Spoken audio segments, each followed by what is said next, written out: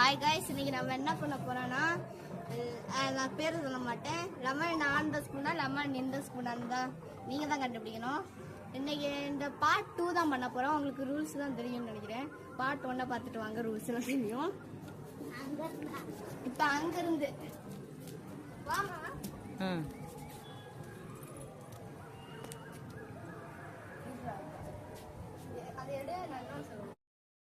இன்னைக்கு நம்ம என்ன பண்ண போறோம்னா, நீங்க தான் கமெண்ட் பண்ணணும் இது என்ன விளையாட்டுன்ட்டு.